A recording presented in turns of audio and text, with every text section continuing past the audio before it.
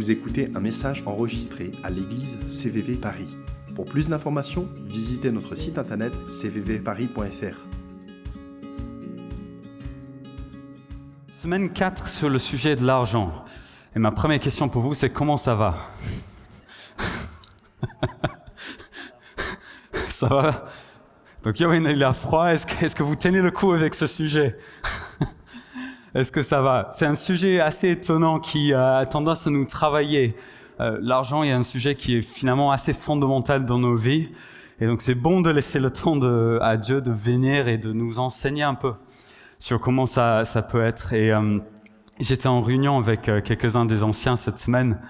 On préparait la suite, les prédications qui vont venir. Et on faisait un peu le bilan sur cette série sur l'argent. On s'est dit, waouh, en fait, je pense que nous, on est les plus travaillés par cette série. À force de le travailler, à force de voir ce que la Bible nous enseigne sur l'argent, on peut pas rester indifférent. Et donc, j'espère qu'ensemble, on restera pas indifférent à ça sur le sujet de l'argent. Et aujourd'hui, on va aborder un sujet qui est parfois un peu touchy, un peu qui peut mettre mal à l'aise. C'est le sujet de donner à l'Église. Voilà, sujet qui évoque plein de choses pour différents gens. Il y a des gens où c'est un sujet, vous avez déjà fait le tour, vous savez ce que vous pensez par rapport à ça, vous êtes en paix par rapport à ça, et tranquille, ça va, vous êtes à l'aise là, ok, on va parler de donner à l'Église. C'est sympa. Pour d'autres, c'est un nouveau concept. Peut-être qu'il y a quelques personnes ici, vous n'avez jamais entendu parler de ça, ou vous avez entendu parler que peut-être l'Église catholique parfois fait des appels à dons ou des choses comme ça, mais c'est un peu nouveau ce concept pour vous. Il y a peut-être aussi des gens qui ont eu des expériences positives dans le passé, mais aussi des gens qui ont eu des expériences assez négatives sur l'idée de donner à l'Église. Et même, on pourrait même imaginer qu'il y a quelques personnes ici qui ont vécu des traumas à ce niveau-là dans l'Église. Des abus d'autorité, des mauvaises gestions des finances, des cultures autour de l'argent et le don à l'Église qui sont malsaines. C'est des choses qui arrivent. Il y en a peut-être parmi nous qui ont vécu ces choses-là. Et je pense que c'est important, alors qu'on entre dans le cadre de ce sujet, qu'on se dit et qu'on se rappelle qu'on est influencé. Notre compréhension de ce sujet a été bâtie par nos expériences du passé, ou le manque d'expériences passées. Et j'aimerais vraiment qu'on puisse rester ouvert et essayer de laisser place à Dieu de nous enseigner dans ce domaine-là. C'est important de dire aussi qu'on vit un moment assez particulier dans le monde en ce moment, mais surtout dans le monde occidental, où on assiste à une baisse de confiance dans les institutions. Je ne sais pas si vous voyez de quoi je veux dire. On a de moins en moins confiance dans l'État, dans l'éducation nationale, de moins en moins confiance dans les institutions, les ONG par exemple, les grandes entreprises. On vit dans un climat où on se méfie des grandes puissances, ceux qui ont du pouvoir. Et cette méfiance se transpose aussi sur l'institution de l'Église, si vous voyez ce que je veux dire. On voit souvent dans le monde l'Église comme une grande organisation qui a des buts, des objectifs, même politiques parfois, et on se méfie d'elle, on se méfie de ce qu'elle pourrait dire et ses ambitions. Et je pense que c'est important d'être conscient de ça aussi. Si quelqu'un vient devant vous et dit « bah oui, c'est une bonne idée de donner de l'argent à l'Église », pour certains d'entre nous, je pense que notre réaction c'est « ah non, je suis pas très à l'aise avec ça ». Bref, on vient avec un bagage, il faut qu'on soit conscient de ça. Et j'ai eu l'impression en préparant cette prédication, en fait, mardi, j'avais fini un bon bout de prédication. J'ai prié à la fin de la journée et j'ai senti que le Seigneur me disait de jeter ce que j'avais fait. Pour être concret, j'ai lundi, mardi où je bosse pour l'Église. Donc mardi soir, de tout jeter. C'était un petit coup de flip pour moi. Mais je pense que c'est important parce que je pense que ce que le Seigneur voulait nous dire aujourd'hui, c'était pas tellement un sujet classique sur le don, mais que son dire, c'était d'attirer notre attention en fait à son cœur pour son Église. Parce que notre vision du but de l'Église, notre vision de la place que l'Église occupe dans le cœur de Dieu, notre vision finalement peu institutionnelle de l'Église, a un grand impact sur notre envie, notre volonté de donner et d'être généreux envers l'Église. Si l'Église pour toi est un bâtiment, un loyer et des charges à payer, forcément ça en donne comme si on donne à une organisation qui a des loyers à payer. Ou si l'Église, par exemple, c'est un événement social, on vient, on est bien, nos enfants sont pris en charge, il y a un petit déjeuner super derrière. Ok, c'est sympa, et on donne en conséquence de ça. Mais si l'Église est la réponse de Dieu à un monde qui est en souffrance, si l'Église est l'expression locale que Jésus a choisi par lequel il a choisi de manifester son royaume, si les ministères qui s'expriment ici font la différence entre la vie et la mort des gens, notre vision sur le don à l'Église, elle n'est pas exactement pareille. Notre don ne peut pas rester indifférent. Et une trop petite vision finalement de l'Église nous rend notre don petit. Une grande vision de l'Église allume un feu en nous de faire avancer le royaume de Dieu. Et on met en œuvre nos finances pour permettre ça. Vous voyez l'idée? Amen. Merci Adrien. Amen. T'inquiète pas, vous inquiétez pas, on va explorer ce sujet, on va comprendre un peu plus. Et la première question qu'il faut se poser, c'est quoi l'Église? C'est quoi l'Église en fait? Je sais pas s'il y a des idées. Alan, tu dirais quoi? Le corps de Christ, ok. Est-ce qu'il y a d'autres idées? Église, d'autres idées, pardon. Ceux qui aiment Dieu, ok. Le corps de Christ qui s'unit entre eux, yes. C'est nous. Ah, pas mal, oui. Comment? L'épouse, oui. L'ambassade du royaume. Vous venez de faire ma prédication, vous deux, merci. Ça rime. Une maison. Plein de choses qui sont évoquées et je suis encouragé parce que toutes ces choses sont vraies, ce qui ont été dit. Et je pense que de manière un peu générale, si on veut avoir une sorte de définition sur ce qu'est quoi l'Église, c'est l'assemblée de toutes les personnes qui ont mis leur confiance en Jésus-Christ, passé, présent et futur. L'assemblée de toutes les personnes de tous les temps qui ont mis leur confiance en Jésus-Christ, passé, présent, futur. L'Église. Une foule immense de personnes de toutes les nationalités, de toutes les langues, de toutes les générations, rassemblées par une chose, Jésus-Christ. Nous sommes rassemblés par lui. On forme un seul corps ensemble, mis à part pour Dieu, pour le servir, pour l'aimer, rassemblés par le sang de Jésus. C'est ça l'Église. Des Français, des Anglais, des Algériens, des Taïwanais, des Chinois, des Russes, des Ukrainiens, des Israéliens, des Palestiniens, une foule de personnes de nationalités différentes qui sont mis ensemble par une chose, le sang de Jésus-Christ. C'est ça qui nous réunit, c'est ça qui fait de nous l'Église aujourd'hui, un seul corps. Et l'apôtre Paul illustre l'immensité de Dieu dans certains de ses écrits, l'immensité de l'amour de Dieu, envers l'Église. Il utilise l'image en Éphésiens 5:20 d'une épouse, 5:32 plutôt. Et il nous montre que l'Église, la manière que Dieu voit l'Église est comme un marié qui regarde sa mariée, si vous voyez ce que je veux dire. Et je ne sais pas pour vous, quand on est dans un mariage, je trouve que le moment le plus bouleversant souvent, c'est le moment où entre le cortège. Je ne sais pas si vous vous souvenez du dernier mariage dans lequel vous étiez. Il y a un moment un peu, tout le monde est là, dans l'attente, il y a un peu de stress, il y a les garçons d'honneur qui courent dans tous les sens. On attend l'arrivée du cortège et souvent une demi-heure en retard, une quarantaine de minutes en retard. On ne sait jamais. Le cortège commence à arriver. Et là, les garçons d'honneur, les demoiselles d'honneur, ils rentrent. On a la famille qui rentre aussi, les parents qui rentrent. Mais on n'est pas là pour ça, en fait. On est là pour l'entrée de la mariée. Et ces moments sont toujours durs à expliquer, mais tout le monde se lève, se tourne, commence à faire « Waouh !» et on commence à voir une personne qui arrive, souvent habillée en blanc dans nos cultures, qui commence à entrer et tout le monde fait des exclamations. On est tous éblouis par la beauté de la mariée. Et souvent, il y en a qui versent des larmes. Moi, ça me touche toujours ces moments-là. On ne peut pas rester indifférent à ça. Et la réalité qui est décrite dans ce que Paul dit, c'est que Dieu voit l'Église comme une mariée, et pas n'importe laquelle, c'est son épouse en fait, comme on vient de dire.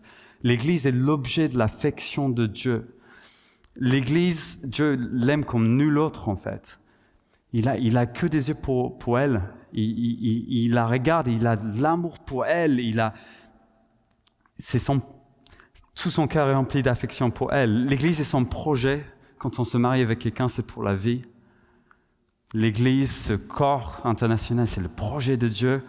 Dieu aime l'Église tel un mari aime sa femme. Il est fidèle envers elle. Il est passionné par elle. Il veut prendre soin d'elle. Et il faut qu'on comprenne que l'Église, avant tout, n'est pas une institution, ni une dénomination, mais elle est le projet de tous les temps de Dieu. Un peuple selon son cœur, un peuple qui peut aimer, un peuple qui peut bénir, un peuple dont il peut prendre soin et amener dans l'éternité avec lui. L'Église est son épouse, mis à part pour lui. Est-ce que tu as une grande vision de l'Église? Est-ce que c'est comme ça que tu sens par rapport à l'Église?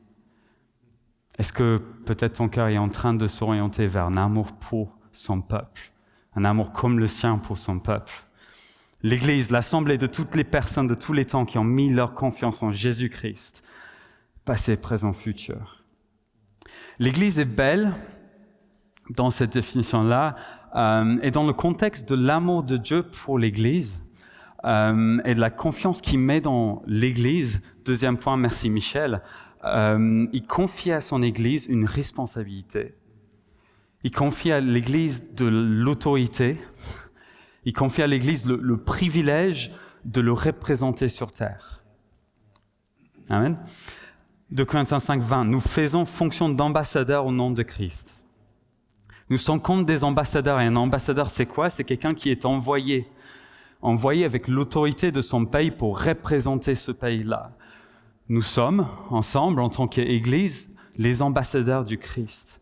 Et il nous envoie avec son autorité, nous envoie avec sa puissance, son amour, pour pouvoir le représenter vis-à-vis des gens qui nous entourent, pour pouvoir le représenter ici à Paris et jusqu'au bout de la terre.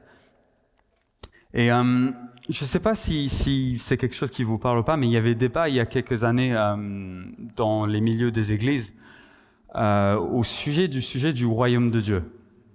Il y en avait qui disaient à cette époque-là qui découvraient le concept du royaume de Dieu, cet enseignement, et qui disaient finalement on n'a pas besoin de l'Église, il faut qu'on serve le royaume de Dieu. Et de l'autre côté, on avait des gens dans l'Église qui disaient oula, c'est quoi cette théologie? Non, on a besoin de communauté, on a besoin d'être ensemble. Et souvent, ce que j'entendais dans les gens qui se disaient non, il faut qu'on serve le royaume de Dieu, c'était finalement l'Église n'était pas en train de faire vraiment ce qu'elle devrait faire. L'Église ne guérissait pas les malades, l'Église n'avait pas d'action sociale pour aider les pauvres, l'Église était comme un peu coincée entre elles, quoi.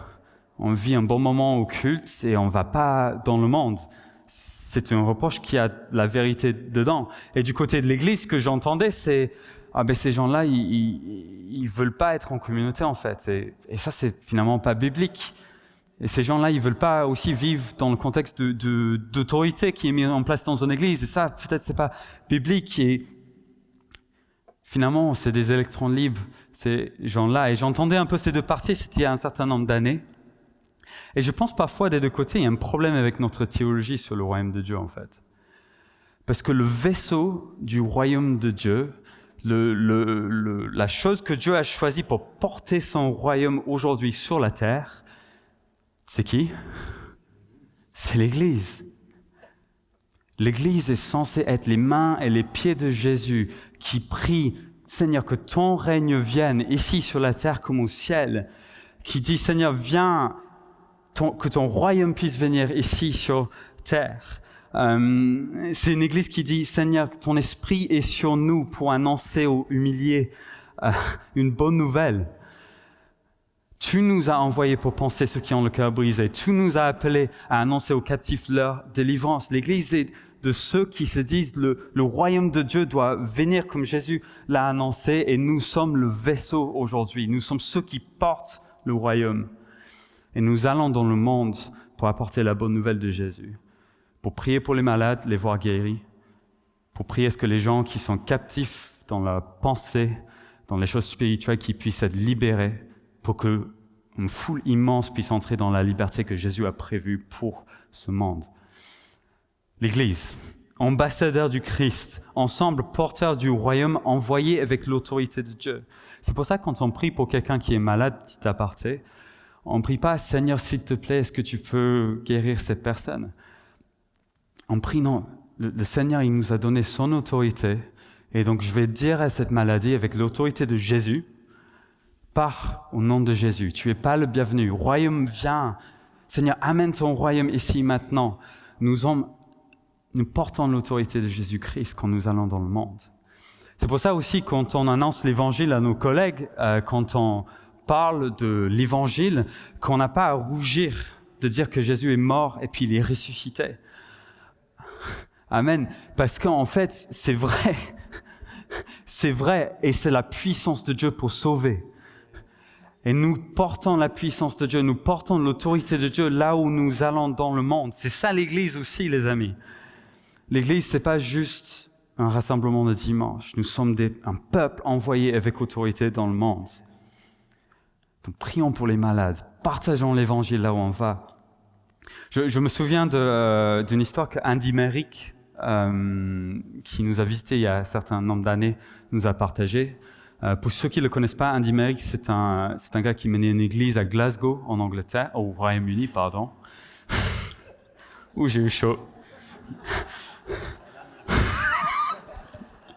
Il y a un Écossais que je connais dans la pièce, et j'ai failli faire une erreur mortelle. J'espère que tu me pardonneras, c'était un lapsus. Au Royaume-Uni, en Écosse. Donc il mène une église là-bas. Et le Glasgow, je crois, je ne sais pas si c'est toujours le cas, mais en tout cas à l'époque, c'était une des villes en tout cas avec le plus haut taux de criminalité dans le Royaume-Uni. Un lieu compliqué, avec un contexte social assez difficile à vivre. Et il a raconté comment pendant un certain nombre d'années dans l'église, ils se sont dit on va chercher le royaume de Dieu, quoi. On va chercher ça en premier. Ils se sont mis à faire ça. C'était le cri de leur cœur, c'était leur désir, leur cri de cœur. Et ce qui s'est passé, ce qu'il a raconté est assez étonnant parce qu'il nous a raconté que pendant ces années de recherche du royaume de Dieu, il y a eu une baisse du taux de criminalité assez important dans la ville, de à peu près 20%. Donc je suis allé vérifier ces chiffres et c'est vrai, il y a eu une baisse de 20% de la taux de criminalité dans cette période-là qu'ils ont raconté. Et je pense qu'il y en a parmi nous qui diraient, ok, très bien une église qui fait ça, mais ça doit être d'autres facteurs aussi, ça doit être juste les circonstances qui ont fait que. C'est le cynique en nous qui se réveille un peu souvent quand on entend des choses comme ça. Mais franchement, les amis, honnêtement, personnellement, je crois que si le royaume de Dieu fait vraiment éruption dans une ville, je trouve que c'est normal que des choses comme le taux de criminalité descendent. Que le nombre de choses mauvaises qui n'honorent pas Dieu, ils puissent descendre et qu'à la place de ça, on commence à voir des choses qui honorent Dieu. Je pense que c'est normal quand le royaume de Dieu fait éruption autour de nous, que les choses changent. Le monde ne peut pas rester indifférent quand Jésus-Christ lui-même vient et il change des choses. Est-ce qu'on est conscient de cette autorité? Est-ce qu'on est conscient du fait qu'alors qu'on va chercher le royaume de Dieu ensemble, on peut s'attendre à ce que la société soit transformée? C'est ça aussi l'Église. Puissance, autorité. Jésus nous a dit, allez dans le monde entier, faites de toutes des disciples parmi tous les peuples, ça dépend de la traduction qu'on a. Baptisez-les, enseignez-leur. Allons dans Paris, ses alentours, dans tout le monde, proclamer la bonne nouvelle de Jésus-Christ. C'est notre appel parce que nous sommes l'Église et que Dieu nous aime et il nous envoie. Ésaïe 61, c'est écrit « L'Esprit de l'Éternel du Seigneur est sur moi, car l'Éternel m'a oint pour annoncer aux humiliés une bonne nouvelle. Oui, il m'a envoyé afin de panser ceux qui ont le cœur brisé, d'annoncer aux captifs leur délivrance. » L'Esprit du Seigneur est sur nous, ensemble. On a passé un moment ensemble tout à l'heure à prier. Peut-être qu'il y a des gens qui ne sont pas initiés à ces moments où on attend. On s'attend à Dieu, on s'attend à ce que son esprit soit là, que Dieu se manifeste. Ne vous inquiétez pas, c'est rien d'anormal, c'est Dieu juste qui veut venir à notre rencontre. Et quand l'Église ensemble se met à chercher Dieu, c'est normal que Dieu répond. Celui qui s'approche de Dieu, Dieu il s'approche de lui. Et donc en tant qu'Église, quand on passe ces moments, attendons-nous à ce qu'il vient, qu'il nous remplit, qu'on se rend compte de sa puissance, qu'on se rend compte de ce qu'il a mis en nous et qu'on soit envoyé dans le monde pour annoncer une bonne nouvelle. Vous avez compris, l'Église, pas tellement une institution, plus le peuple de Dieu, l'épouse de Christ et les ambassadeurs de Christ. L'Église. Et donc, c'est quoi finalement le rapport avec l'argent? Tout finalement. Tu nous parles, Église, autorité, puissance, blablabla. C'est quoi le rapport avec l'argent finalement, Ben? On l'a dit au début, hein, quand on a une petite vision de ce que c'est l'Église, on donne pour des petites choses. Quand on a une vision plus grande de l'Église, il y a un feu qui est allumé en nous pour utiliser nos finances pour faire avancer le royaume de Dieu. Et à CVV, notre cœur, notre cri de cœur, c'est d'être une église qui sont porteurs ensemble du royaume de Dieu ici à Paris et jusqu'au bout de la terre. C'est ce que nous voulons être ensemble. Nous ne sommes pas juste un club social. Je suis désolé, je deviens passionné quand je parle de l'église. Ça me bouillonne dans mon cœur. Nous voulons être des porteurs du royaume et ça se reflète dans la manière qu'on gère nos finances. Ça se reflète dans nos priorités financières en tant qu'Église. Et nos projets d'avenir doivent être formés par ces priorités-là. Sinon, on va juste devenir un petit club entre nous, quoi. Et j'avais à cœur juste de partager quelques exemples des finances actuelles de CVV pour vous illustrer un peu c'est quoi l'état des lieux aujourd'hui. Et vous parler un peu du cœur aussi de l'année prochaine, un peu comment on veut mettre en œuvre cette vision de l'Église via nos finances.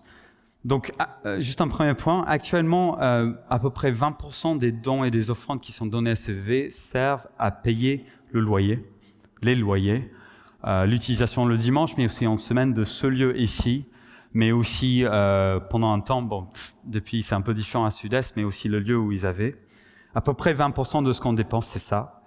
15% de ce qu'on dépense nous permet de vivre aussi de la communion ensemble. C'est le week-end d'église, un événement qui a un certain coût. C'est des événements comme le fête des 15 ans de CVV, c'est les moments festifs où on se rassemble. C'est aussi quand nos équipes différentes se rassemblent aussi et ils prennent un repas ensemble, par exemple. Je sais que particulièrement l'équipe de Louange aime bien faire un repas de Noël, notamment, pour vous donner des idées pour les autres équipes. Bref, on vit la communion, on mange ensemble, on passe du bon temps ensemble. C'est 15% de ce qu'on dépense, c'est important, c'est prioritaire dans la vie d'église. Mais aujourd'hui, une partie grandissante, ça a trois choses. Premièrement, financer la mission, ici, mais aussi au bout de la terre. Ça sert à aider les pauvres qui sont parmi nous, ceux qui n'ont rien, ceux qui se trouvent dans des situations désastreuses. L'Église aide. Et troisièmement, on sert aussi à libérer des personnes, des responsables ou des personnes pour mener l'Église et pour l'administrer. Une bonne partie finalement de ce qui est dépensé par l'Église sert à libérer des jours de travail en semaine pour pouvoir faire avancer cette Église, sur le plan du leadership et sur le plan administratif aussi. Et donc ces trois choses forment à peu près 2/3 de ce qu'on dépense en tant qu'Église. Donc c'est une majorité. La part de payer les gens qui bossent en semaine, c'est une part plus grande notamment. Et je voulais vous donner 3 exemples concrets de ces 3 choses-là pour essayer de nous illustrer un peu ce qu'on fait, mais aussi où on veut aller sur la prochaine année. Donc au niveau de la mission, j'ai parlé de la mission ici, j'ai parlé de la mission plus loin, jusqu'aux extrémités de la Terre. On a un budget local qui permet à mettre en place des initiatives de mission ici à Paris et à soutenir des missionnaires qui sont parmi nous. C'est un budget en 2023, c'était autour de 9 000 € pour ça. Et en 2024, notre cœur, avec les Jeux Olympiques qui arrivent, mais aussi un parcours alpha qui doit s'organiser, c'est qu'on puisse augmenter ce budget mission. En fait, avec notamment les JO 2024, on a une opportunité de dingue parce qu'il y a plein d'autres églises qui se mettent en mouvement pour faire des actions d'évangélisation autour de ces événements-là. Il y a Jeunesse en Mission qui se lance là avec un gros projet de fédérer plein d'églises différentes. On veut participer à ça pleinement, on veut organiser aussi, on veut financer s'il faut aussi. On aimerait participer à cet élan missionnaire un peu sans pareil dans les dernières années qui va y avoir lieu à Paris l'été prochain. Et on veut pouvoir se mettre en action, on veut pouvoir faire ça. On a besoin de fonds pour ça, pour être cette église qui a été envoyée ici à Paris, premier exemple. Mais nous soutenons aussi des missionnaires qui sont loin. On n'est pas juste là pour faire nos petites activités entre nous, il y a une mission, il y a des missionnaires qui font des choses incroyables au bout de la terre, dans des endroits assez compliqués. On soutient notamment un projet missionnaire de Jonathan et Flore, qui sont des Suisses qui sont en Haïti. Donc vous savez, le contexte social en Haïti, très très compliqué depuis l'assassinat, je crois, du président. Un certain nombre de choses, enfin bref, vraiment un contexte compliqué. Ils sont là-bas en train d'essayer d'aider les pauvres, en train d'essayer d'être une lumière là-bas. On les soutient financièrement. Un autre exemple, Benjamin et Mariette Sellé, donc le frère Benjamin de Adrien et Yann qui sont dans cette église. Ils sont au Somaliland, on dit comme ça, avec un projet missionnaire entrepreneuriat assez super intéressant, mais dans un contexte vraiment dur, en ce moment particulièrement dur. Je ne peux pas rentrer dans les détails. Et on les soutient, on veut les soutenir plus. On veut aider ce genre de personnes qui sont dans des contextes compliqués comme ça. Il y a les Godins aussi qui sont au Burkina Faso, nos amis là-bas, qui servent aussi dans une mission là-bas, qui apportent leurs connaissances dans des centres là-bas. Nous avons aussi eu l'opportunité ces dernières années de donner via notre réseau d'églises catalystes pour des crises dans le monde. Donc je me souviens, c'était avec Beyrouth par exemple, on a levé des fonds pour ça. Bref, un certain nombre d'événements, comme ils sont connectés avec... Il y a des églises catalystes en Turquie, dans l'Afrique du Nord, dans l'Europe de l'Est, etc. On soutient via ce réseau aussi la mission qui se passe. Si on se veut être une église généreuse, il faut qu'un certain montant des offrandes, des dons qui arrivent dans l'église, on puisse les donner aussi librement. Il faut que nous puissions être généreux envers ceux qui ont besoin dans le monde. On aimerait être une église qui sait être généreux, qui peut être de plus en plus généreux envers le monde. Amen. Merci Adrien. Yes, amen. Et le Togo, en effet. Merci pour le rappel. J'ai mis dans mes notes, et il y a d'autres choses aussi, bref, mais le Togo aussi, nos amis Timothée et Keren, qui ont déménagé là-bas il n'y a pas longtemps, qui ont mission surtout entrepreneuriale, mais sociale aussi du côté de Keren. Et c'est des gens, on prie pour eux, on veut les soutenir aussi. Bref, beaucoup de choses, des soutiens qui se font dans le cadre de vraies relations aussi. On veut les connaître, qu'ils puissent aussi nous parler de leur projet, c'est important. Donc on veut pouvoir soutenir de plus en plus ces personnes et pourquoi pas d'autres aussi. Troisième petite illustration sur comment ça se passe et tout ça dans l'église. CVV a toujours eu la chance de bénéficier de personnes à plein temps qui ont pu se consacrer à l'enseignement de l'église, à la conduite de l'église, à faire le travail qu'il y a à faire derrière les coulisses, à diriger les affaires de l'église avec succès. Gordon, qui a fondé l'église avec Johan et Georges, grâce à sa retraite, en fait, il a pu être à plein temps pour l'église. Johan a pu être en plein temps, en partie, heureusement, ces derniers temps, payé par l'Église, mais aussi beaucoup de travail fait en dehors du cadre de ce qui a été payé par l'Église. Énormément de travail. À un certain temps aussi, c'était Nathan qui était à 80% pour l'Église, c'était un autre qui faisait vraiment un travail pastoral dans l'Église. On a toujours bénéficié en fait de gens qui ont vraiment pu se consacrer à nous aider à devenir l'Église qu'on doit devenir. Et en 2024, on entre dans la première saison de la vie de notre Église où le responsable avec le plus de temps à dispo en semaine pour l'Église n'a que 2 jours par semaine pour l'Église. Donc c'est moi. J'ai 2 jours par semaine pour l'Église. Et Thomas, donc un des autres anciens, il a 1 jour par semaine pour l'Église. Comment vous dire ? Il faut qu'on arrive à débloquer du temps chez les responsables, mais aussi chez d'autres personnes qui sont appelées à vraiment faire partie de cette équipe. Nous devons débloquer du temps pour que les gens puissent se consacrer à mener cette Église, à nous conduire qu'on puisse avoir de l'impact. Parce que ce qu'on ne veut pas dans cette prochaine saison, c'est juste devenir une Église qui fait ses activités, qui reste entre nous et qui n'arrive pas à avancer, n'arrive pas à toucher des gens qui ne connaissent pas encore Jésus. Et pour ça, il y a besoin de temps. Et la plupart des responsables, ils font ça le soir et le week-end. On a besoin de débloquer du temps en semaine. Et l'encouragement que j'ai envie de nous donner, c'est comment est-ce qu'en tant qu'Église, on peut faire corps pour que plusieurs personnes puissent débloquer peut-être des petits bouts de temps, peut-être c'est des plus grands bouts de temps, il faut qu'on prie pour la stratégie, mais il faut qu'on réussisse à débloquer quelque chose dans cette année qui vient pour l'avancée du royaume et pour l'avancée de cette Église. Pour être très transparent, on a besoin de faire corps ensemble. Et je pourrais continuer et parler de plein d'autres domaines dans la vie de l'Église où le don, l'offrande trouve son sens. Mais je crois que vous avez compris. Et si vous êtes vraiment intéressé par cette partie de l'Église, on a 2 associations, on a des assemblées générales, on a des moments où on passe du temps à discuter de ces choses-là. Il y a des contextes pour ça et on peut en parler ultérieurement. Mais vous avez compris, je pense, l'Église a une grande mission et CVV aussi en fait. On aimerait croire qu'on peut faire la différence ici à Paris et dans sa région, et pourquoi pas à plein d'autres endroits en France et partout sur la terre. Et donc votre don, nos dons, notre offrande, ça participe à ça. Ça participe à faire avancer l'Église. C'est même moteur parfois.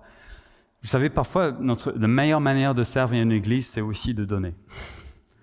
On peut être dans une équipe, on peut faire plein de choses, mais le fait de soutenir financièrement, ça nous aide aussi à avancer. Et donc, pour être assez clair et transparent, on aimerait faire 2 invitations ce matin. Premièrement, si ça fait quelque temps que vous êtes là ou vous n'êtes pas là depuis longtemps, vous ne donnez pas encore à l'Église, déjà, pas de souci. Il n'y a pas de pression dans cette Église par rapport à ça. Mais on aimerait vous inviter à considérer l'idée de donner régulièrement à l'Église, à soutenir...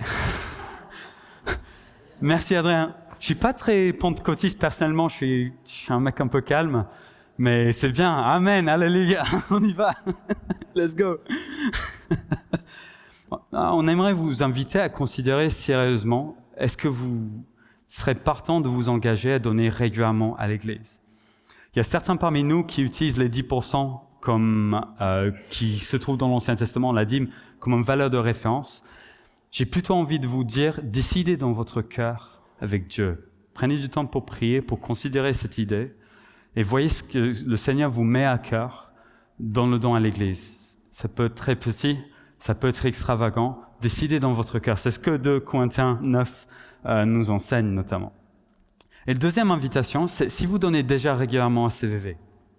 Il y a beaucoup d'entre nous, comme j'ai dit, qui se basent sur les 10% par exemple, où il y en a qui font plus, qui font moins, il y a de la diversité selon les capacités des gens.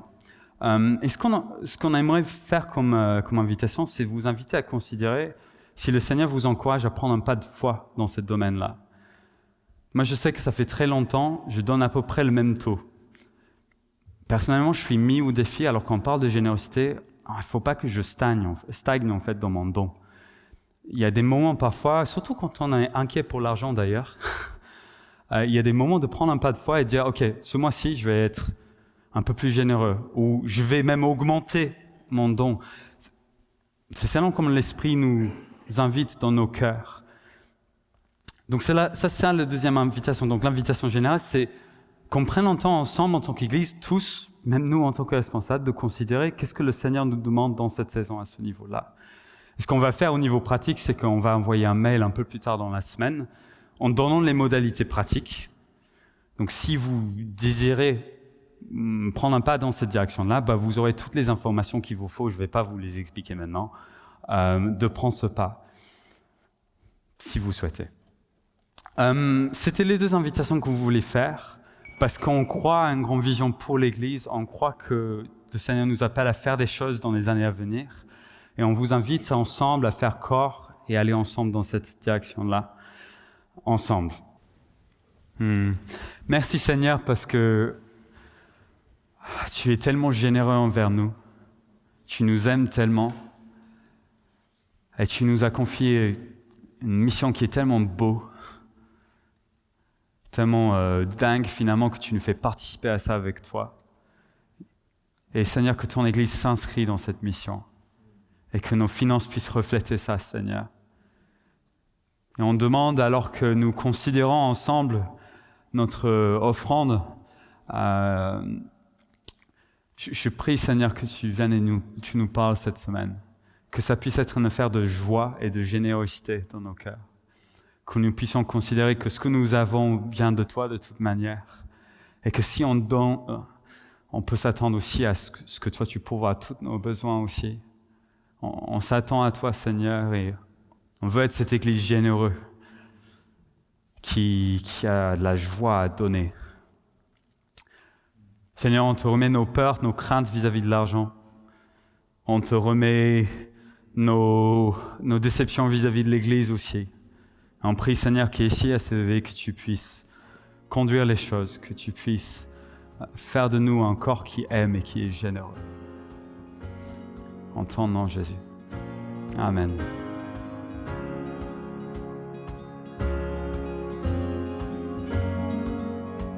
Vous venez d'écouter un message enregistré à CVV Paris. Pour plus d'informations, visitez notre site internet cvvparis.fr.